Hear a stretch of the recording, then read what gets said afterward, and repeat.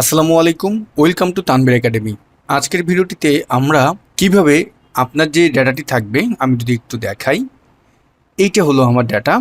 এখানে যেভাবে আমার ডাটাটি আছে, ডিস্ট্রিক্ট এবং ডিস্ট্রিক্ট ওয়াইজ সেলস আছে।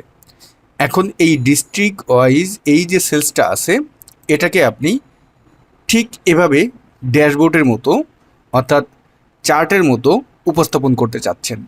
তা এটা আপনি কিভাবে করবেন, আজকের ভিডিওটিতে আমরা এটাই শিখব। তো ডিয়ার ভিউয়ার্স, পাওয়ার বিআই এর সিরিজ টিউটোরিয়ালের এটা আরেকটি ভিডিও। তা আশা করি আজকের টিউটোরিয়ালটি আপনাদের অনেক উপকারে আসবে। আমরা আমাদের ডাটাটাকে এভাবে প্রত্যেকেই রিপ্রেজেন্ট করতে চাই। তো চলুন ভিডিওর মূল টপিকে যাই। ওকে ভিউয়ার্স, প্রথমত যে কাজটি করবেন, আপনার যেই ডাটা সেটটা থাকবে সেটা অবশ্যই মাইক্রোসফট এক্সেলে খুব সুন্দরভাবে সাজিয়ে নেবেন। যেমন আমার এখানে ডাটা সেটটা আমি যেভাবে সাজিয়েছি, আমার এই জায়গাটি আমি স্টেট লিখেছি এবং সেলস লিখেছি। আপনি এখানে ডিস্ট্রিক্ট লিখতে পারেন। আমি যদি DISTRICT ডিস্ট্রিক্ট আমি লিখলাম। এখন এখানে আমার ডিস্ট্রিক্ট ওয়াইজ সেলস আছে, কোন মাসে সেটা উল্লেখ করতে পারেন, যেভাবে লেখেন আপনি লিখেন। আমি জাস্ট এতটুকুনে বোঝালাম। তা আপনি পাওয়ার বিআইতে যদি আপনার ডাটাটা নিতে চান, অবশ্যই এই ডাটাটাকে কিন্তু ক্লিন করে নিতে হবে। যদি আপনার ডাটাটা ফরম্যাটিং সুন্দর থাকে, ক্লিন করা থাকে, তাহলে তো সমস্যা নেই। তা ডাটা ক্লিন করার জন্য আমাদের কি করতে হয়, এটাকে পাওয়ার কোয়ারিতে নিয়ে তারপরে কাজ করতে হয়। তো ওকে, আমরা যেহেতু আমার এই ডাটাটা সব কিছু ওকে আছে, এই জন্য আমি আর এটাকে কোনো কিছু করতেছি না। এখন যে কাজটি করবো, এটাকে প্রথমত আপনি সেভ করবেন।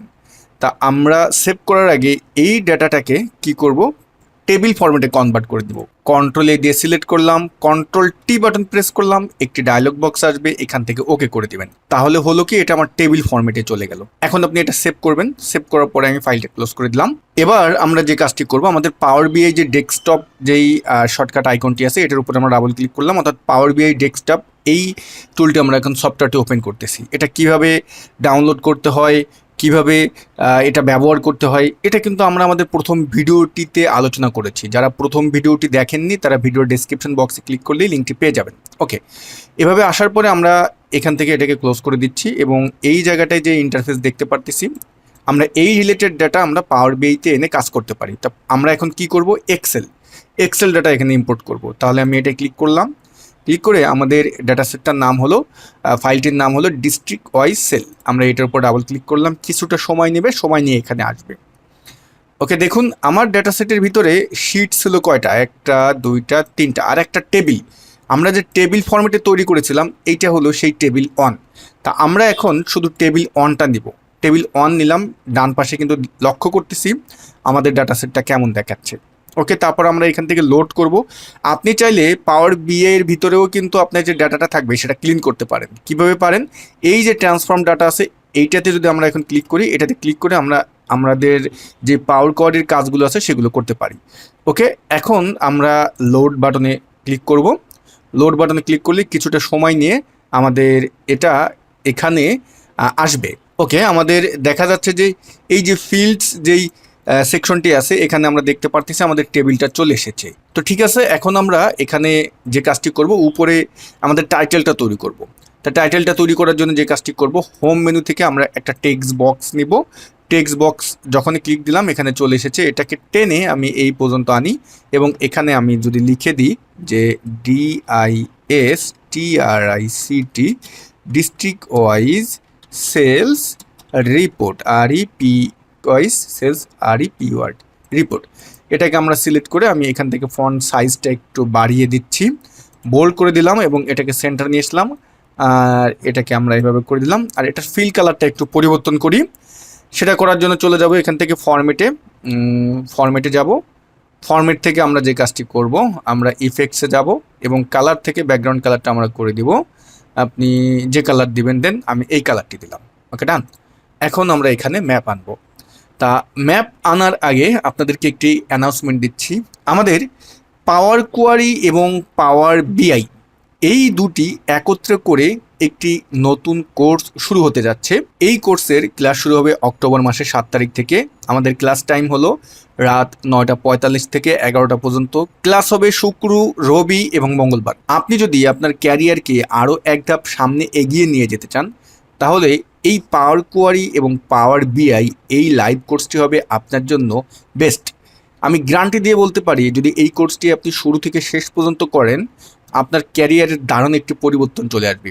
আর এই যে পাওয়ার কোয়ারি আর পাওয়ার বিআই, এই কাজগুলো এখন বাংলাদেশের বড় বড় কোম্পানিগুলো প্রচুর পরিমাণ ব্যবহার করতেছে এবং তারা এই রিলেটেড দক্ষ পিপল খুঁজতেছে। কর্পোরেট লাইনে এই রিলেটেড দক্ষ পিপলের অনেক অভাব, আর বাংলাদেশে এই রিলেটেড কোর্সও কিন্তু নেই। তা আপনাদের কথা চিন্তা করে আমরা পাওয়ার কোয়ারি এবং পাওয়ার বিআই এই কোর্সটি স্টার্ট করেছি।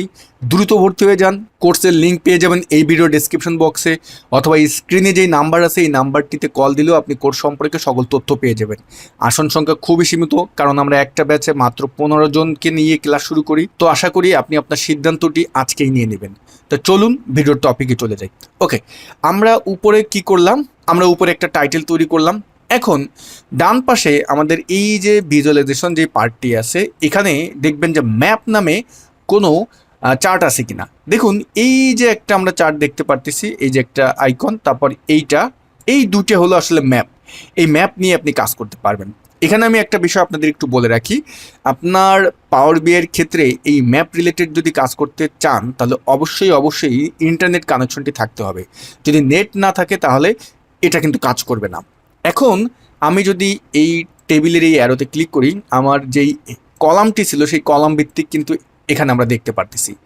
এক্ষেত্রে যে কাজটি করবেন, আপনি চলে যাবেন ফাইল মেনুতে, সেখান থেকে আমরা চলে যাব অপশনস অ্যান্ড সেটিংসে, তারপর এখান থেকে অপশনসে যাবেন এবং আমাদের সামনে যেই ডায়লগ বক্সটি আসবে এখান থেকে আমরা যে কাজটি করব, সিকিউরিটি, এই সিকিউরিটিতে যাবেন। এখান থেকে স্ক্রল করে আমরা একটু নিচে আসব, এসে এই যে map and field map visual, এটা একটা টিক দিয়ে দিবেন।